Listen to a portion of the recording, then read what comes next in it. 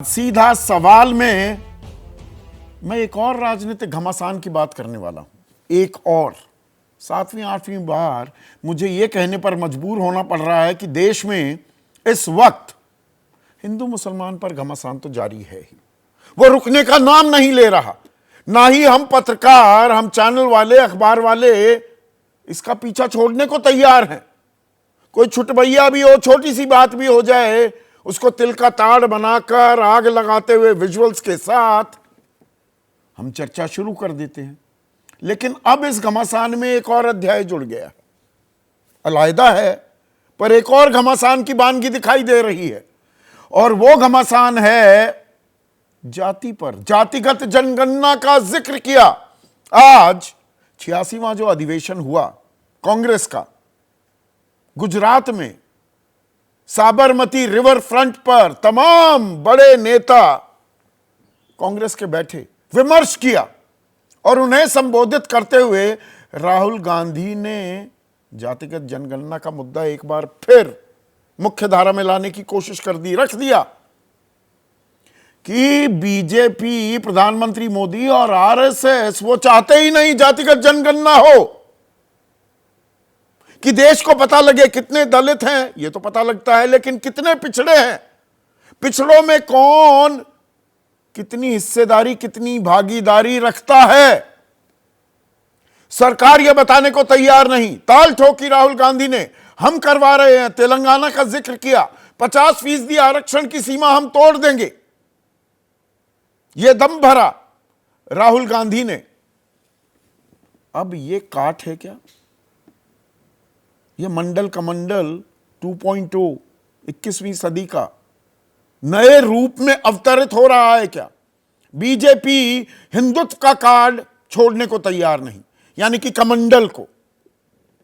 अब मंडल की राह ही बची है क्या? इसीलिए राहुल गांधी जातिगत जनगणना की बात कर रहे हैं, और इसमें उन्होंने आरक्षण को जोड़ दिया, हिस्सेदारी की बात की। 80-20 की लड़ाई पेश करती आ रही है बीजेपी कई महीनों से। 80% यानी कि हिंदू बहुसंख्यक, 20% अकलियत की, इनकी जरूरत ही नहीं, 80-20 में हमारा काम हो जाएगा, बल्ले बल्ले हो जाएगी। राहुल गांधी ने 90-10 का फॉर्मूला सामने रख दिया है क्या, कि 10% लोग सारे संसाधनों पर कब्जा किए बैठे हैं, जबकि देश में 90% दलित हैं, पिछड़े हैं, अति पिछड़े हैं, अनुसूचित जनजाति हैं, उनकी कोई आवाज नहीं सुनता। ऐसा है क्या?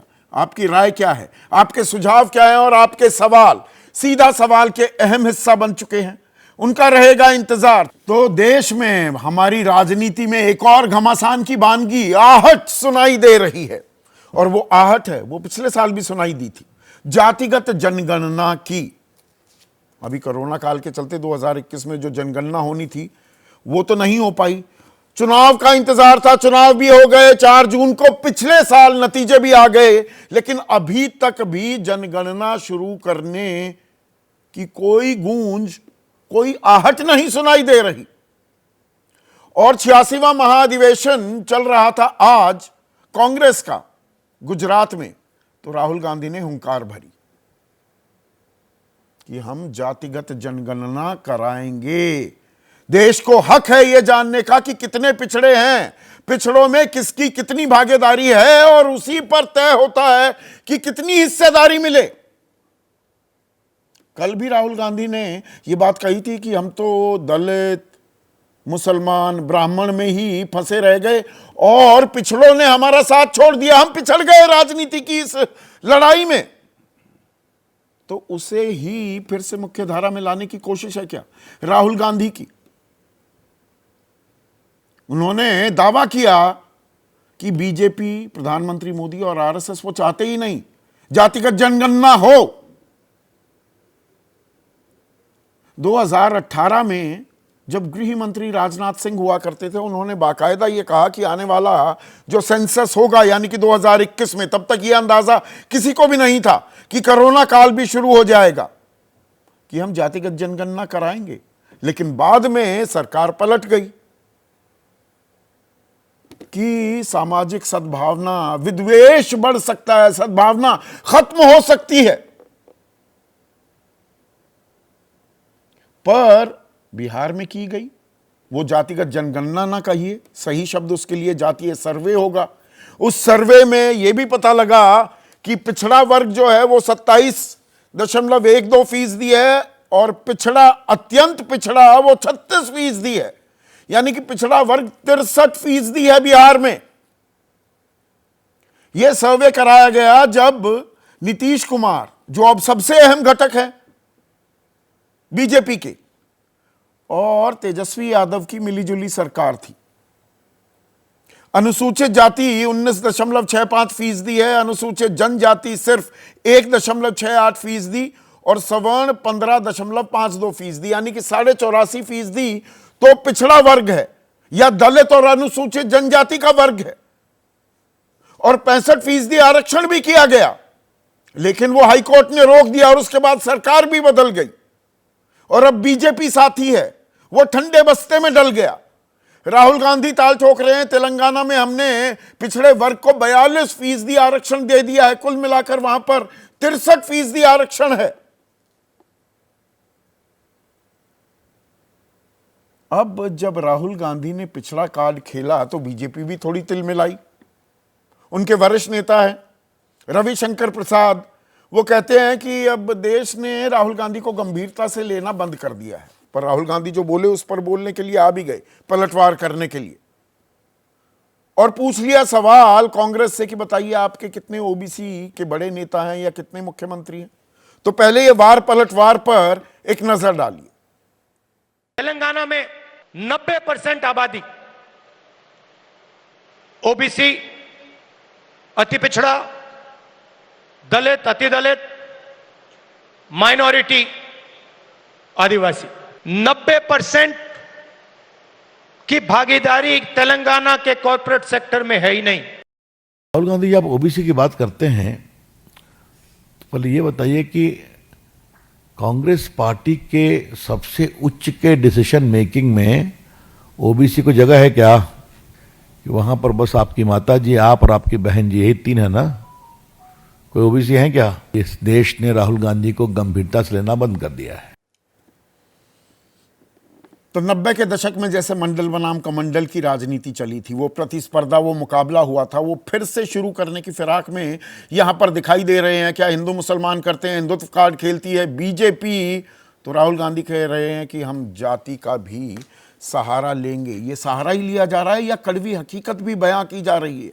ये एक और अहम पहलू है, क्योंकि राहुल गांधी यहां पर कह रहे हैं कि देखिए ये 80-20 करती रहे बीजेपी, लड़ाई तो 90-10 की है। 10% लोगों ने देश के पूरे संसाधनों पर कब्जा कर लिया है और उनमें से टॉप 1%। दरअसल उन्हीं के हिसाब से सरकार चल रही है, यह आरोप लगा रहे हैं राहुल गांधी। अब इसमें कुछ आंकड़े, 2022-23 का आंकड़ा आपके सामने पेश कर रहा हूं। देश में जो 1% सबसे उच्च तबका है, सबसे अमीर, सिर्फ 1%, उनके पास देश की 40.1% संपत्ति है।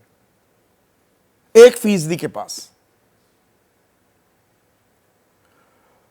और ये दुनिया भर के देशों में, भारत में यह असमानता सबसे ज्यादा हावी दिखाई देती है। जो बॉटम 50% हैं, 50%, नीचे वाला जो तबका है, उनके पास देश की कुल संपत्ति का सिर्फ 15% हिस्सा है।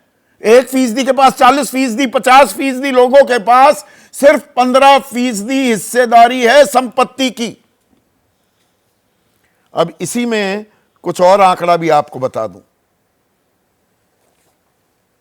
साल 2025 में 10% जो टॉप 10% हैं, उनके पास देश की संपत्ति का 57.7% हिस्सा है।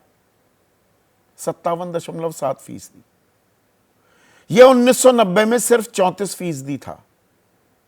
यानी कि देश में अमीर और अमीर लगातार होता जा रहा है और गरीब लगातार होता जा रहा है। हिस्सेदारी है ही नहीं।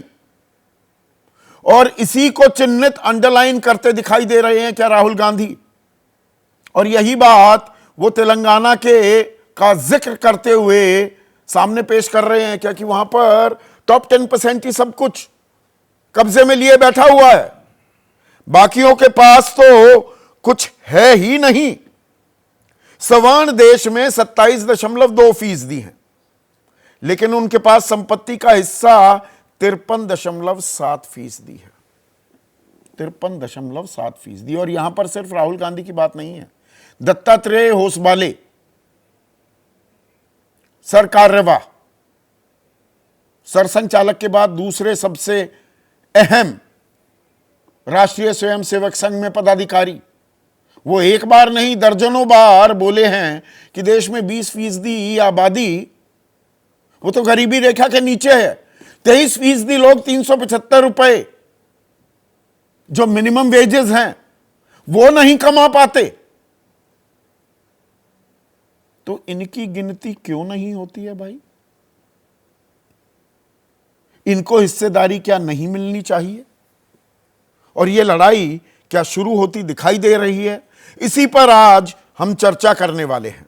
ऐसे में आज का सीधा सवाल जारी है, हिंदू मुसलमान, ये तो कड़वी हकीकत है, जाति पर भी शुरू घमासान, करेला और नीम चढ़ा, यही बातों पर हम लड़ते रहेंगे क्या?